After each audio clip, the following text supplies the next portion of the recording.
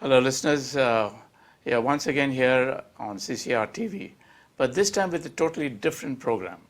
The program is to educate all of us about the laws of our country, especially the ones that affect senior citizens, that affect our children, that affect our day-to-day problems like protection, consumer protection, etc., etc. Dr. Prasad of the Salgaonkar Law College in Panjim has been very, very kind to let us have a whole team of his teaching staff to come and tell us about the various laws that pertain to this program. Today we are very privileged to have with us Dr. Sandhya Ram, the professor in the Salgaonkar Law College, who will talk to us about the maintenance and welfare of senior citizens. It is a law that came into force in 2007. Doctor, thank you very much for coming here this afternoon and being with us. So that our people, today we are talking about senior citizens and parents. Why did this law come into force in the first place? Parliament of India has passed this law in 2007, but it is actually a reflection of what was happening all over the world. Because suddenly there was realization in the United Nations and the different countries that things are changing because people age, and that leads to a lot of age-related problems which the governments have to address to. In addition to it, the population also is aging, which means the number or the percentage of old people will be more than that of the younger generation. This will lead to a lot of care measures which the governments will have to adapt. And therefore, at the world level, at the international level, there were 2 World Assemblies on Aging in which India also had participated. And thereafter, we also realized that the joint family system, which was a traditional support system for the aged, had sort of collapsed, and it had given way to nuclear family system. And not only that, many cases of elder abuse and neglect were reported. And moreover, Constitution has put an obligation on the state to provide public assistance in old age. So all this led to the enactment. So, Doctor, who is a senior citizen? Senior citizen is a citizen of India who has attained 60 years of age or more. All right, okay. And in what situation do parents come in the picture? Parents, actually, even if they are not senior citizens, this particular legislation, that is the Maintenance and Welfare of Parents and Senior Citizens Act, this take care of parents as well as of senior citizens. So parents can be biological parents, adoptive parents, or stepfather and stepmother also. All of them are entitled to claim maintenance from their children. And is there an age for that limit? For parents, they need not even be a senior citizen. Even below the age of 60, if a parent can claim maintenance from the children. So under what situation does a parent have the right to claim maintenance from the children? If the parent is unable to take care of herself out of her own earnings or out of the property owned by her, then she can claim maintenance from her children. Okay. And children includes also grandson, granddaughter, daughter and son. Oh, I see. Okay, so everybody is included in that act. Okay, right. Now, when you say maintenance should be provided, what is maintenance? Maintenance actually is defined in this law to mean provision for food, shelter, clothing and medical care, among other things. Okay, it includes all of these. Plus the maintenance, the obligation which is put on children is to maintain their parents based on the need of the parent, so that they lead a normal life. Okay, right. So if a parent who doesn't have enough income to sustain herself or himself, what is the minimum that the law demands that the child or children give to the parents? There is no minimum which is prescribed, because when an issue of maintenance comes, the matter will go to an authority called a tribunal. So it is for the tribunal to actually decide and order how much of monthly allowance need to be paid as maintenance to the parents. There is no minimum prescribed, but the conditions or the considerations should be what are the needs of the senior citizen, so as to help her to lead a normal life. Oh, I see. So there is no minimum prescribed. You mentioned something about a tribunal. Yes. Where does the tribunal come into the picture? This act has constituted a tribunal called Maintenance Tribunal, which is in every taluka. Right. And it is to this tribunal that the senior citizen or the parent has to make an application seeking maintenance against the children concerned. Oh, I see. So if by itself the children give money or maintain them, there's no problem. If there is a problem, then they have to go to this Yes, yes, particular exactly. tribunal to claim the benefit. Yes. All right. There is an obligation put by law on the children to maintain their parents. If Okay. that doesn't happen, the parents can apply to the maintenance Right, tribunal right. asking for maintenance. Now, doctor, tell me, suppose there are 5 children, which child is liable to pay or maintain? In fact, the obligation is put on each one of them. However, the parent can claim maintenance against one of them, against some of them, or against all of them. That is the option of the parent.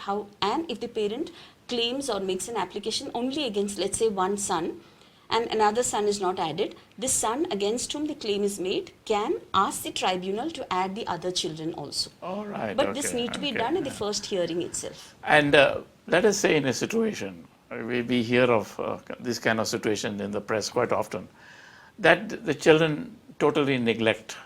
They don't pay, even though in this particular situation the tribunal said pay, they don't do it. Then what happens? There is a power which is given to the tribunal to implement its orders as well. A warrant can be issued by the tribunal to attach the property of the child who has not complied with the order of the tribunal, and also there is provision for imprisonment up to 1 month or till the child pays, whichever comes earlier. So maximum for a period of 1 month, even imprisonment can result for non-compliance with the order of the tribunal. Did you hear that, viewers? If the child doesn't pay or doesn't look after the parent, he can go to prison even for a period of 1 month. So children, if you have elderly parents, please make sure that you do look after your parents, because you can go to prison under the law that is prescribed in our country. Okay. Now, this law says about senior citizens as well, besides the parents. What is, in what situation does a senior citizen come into play? That is, suppose a senior citizen is a childless senior citizen. Then the obligation is put by law on the relatives of such senior citizen. Relative in the sense, a relative should be a legal heir who is in possession of the property of the senior citizen or who would inherit the property of the senior citizen. And if there are more relatives, then it proportionate to how much I would inherit, I would have to take it. That is the All right, scheme. okay. So, if I have understood this right, if there is a senior citizen who has no children and he has relatives and he has decided that this part of the property should go to the relatives, then that relative has to pay or look after the parent. Yes, Oh, by okay. law, By law. whoever is a legal heir who would be Okay. inheriting the property of such person will have the obligation to maintain. And an application for maintenance to the tribunal can be made by a childless senior citizen against such relative. So again, But the Yeah, go but ahead. one more thing is the relative must have the capacity or earning. yeah, but he's got the property, right? It depends on how much of income is coming out of the property and whether he's in possession of the So if there is no income coming, then It is unlikely because the word used, there is a difference between the obligation which is put on the children and on the relatives. For children, their capacity or their earning is not mentioned in the law. But for the relative, provided they have capacity, their All right, earning is okay. mentioned. Now tell me one thing, a senior citizen who has given his property and there is income coming, and therefore, and still the relatives are not looking after the person, what is there available under the law for that senior citizen to claim the money from the from the relative? First, what is needed is the senior citizen will have to file an application for maintenance with the maintenance tribunal. Then the case will go on and the maintenance tribunal will find how much need to be paid, what is the monthly allowance, whether it need to be paid. The finding and the final order will be given by the tribunal. Thereafter, once the order is passed, within a period of 1 month, the amount need to be deposited by the concerned person. And in case that payment is not made, that is what I mentioned, that the tribunal can cause an arrest or imprisonment up to 1 month, or can attach the property of such person and by sale of it, it can be recovered. All right, okay. So here again there is an arrest situation, imprisonment situation, etc., etc., etc. Now, does the senior citizen have to take any precaution while giving the property or giving the land or whatever to the relative in the agreement? Yes. After 2007, any transfer of property made by a senior citizen to any person, whether by way of gift or otherwise, can make a condition, can add a condition in the transfer document stating that this person, the transferee, must take care of the needs of the senior citizen, physical needs as well as basic amenities. Basic requirements are to be met by that person. Okay. Such a provision can be added, but this is possible. Two things are to be remembered. One is it has to be after 2007 only this provision is applicable. Secondly, when a transfer is made in the document, this condition has to be put as a condition. Okay, right. So you heard that, senior citizens, if you have property and you decide that yes, I may not have the capacity to maintain myself, and therefore I'm giving this property to my relative, and there's a legal document prepared for that purpose, you must ensure that in that legal document you have used the words that they will look after me till my death, so that there is no confusion as to having given away the property and no maintenance is coming thereafter. Have I got that right, Yes, Doctor? yes. Good. So tell me one more thing now. This business of going to the tribunal, going to these various departments, where does this happen in Goa? In Goa, the maintenance tribunal is a subdivisional officer, which is a deputy collector in each of the talukas. And in case a decision is given by the deputy collector or the maintenance tribunal, as it is designated, and the senior citizen or the parent is unhappy with that decision, she can file an appeal to the another authority called the Appellate tribunal. And the collector in each of the district is designated as the Appellate tribunal. Oh, it goes as high as to the collector. Yes. So that's a well-known position in Goa. So you can either go to South Goa or North Goa, as the case may be, and file your appellate or appeal to the laws given. All right, fine, very good. Now, Doctor, tell me one more thing. There are no children, there are no relatives. What happens in that case?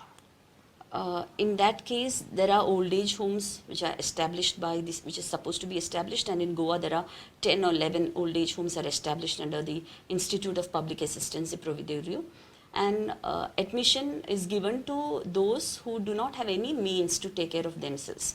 So that is one provision, but all cannot benefit out of it due to the number of seats also, which is a fact.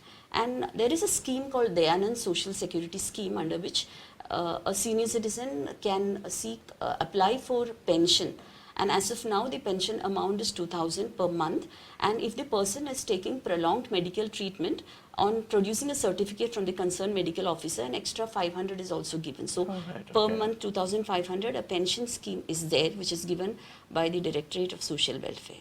So those of you senior citizens out there who have no children or relatives but need some assistance from the government, you have got two provisos. One, you can claim 2,000 rupees on a monthly basis as a pension.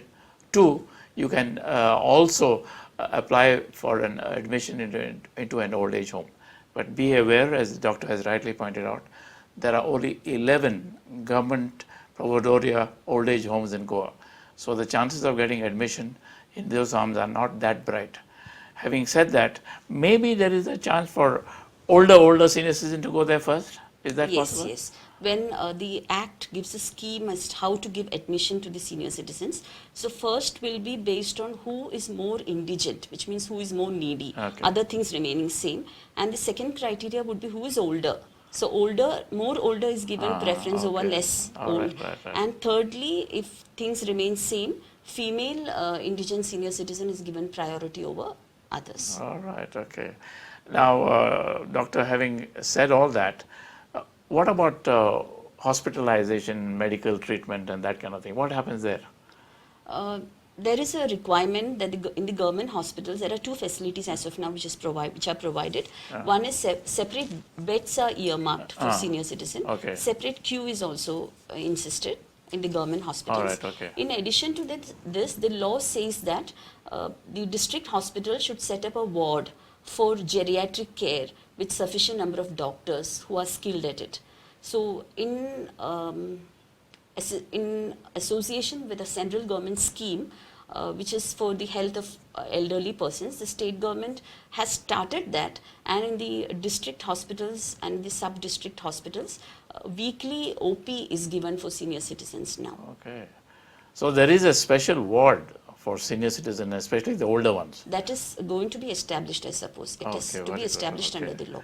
And is there kind of a difference between, say, you said senior citizen is somebody who has reached the age of 60.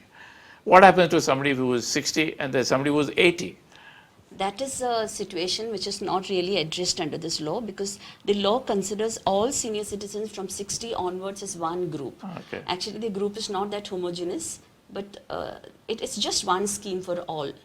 Old, older, older, older. That concept is there in the international level and mentioned also in some of our 5-year plans, but it is yet to come. Oh, it's yet to happen. Okay. But I thought in hospitals they do have something for people who are 80 plus. Is it true? Geriatric care and treatment and research in geriatry itself is very old age related matters, which really don't start at the age of 60 but in advanced. Okay. That is provided in the Act, but it is yet to be implemented in its entirety. Right. Right. You mentioned, doctor, that if there is a agreement between the parent and the child, or between the parent with the senior citizen and the relative, that they have to look after them. And the children and all the relatives don't bother about it. What happens to the property that has been given to these people and they are not complying with the law? This is in fact a very powerful section in this law, because once a senior citizen transfers her property to any person on this condition, and after the transfer, if she is not taken care of, this transfer will be considered to be made out of fraud or force. And if she makes an application to the maintenance tribunal, the tribunal can declare that the transfer is invalid and void. So the property goes back to the parent? Yes. Or the senior citizen? Yes. Even if the person who has received the property has again transferred it to somebody else, still it could be declared to be void, provided that second person is aware that he is supposed to take care of it and he has not received it free.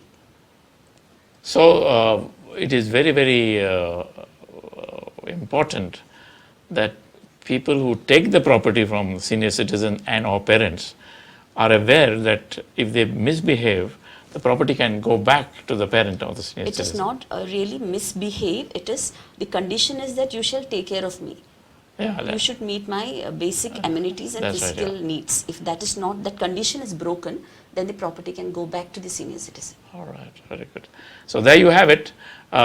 Be careful, you people who take properties from your parents or from seniors, relatives of who are seniors, and do not comply with the law.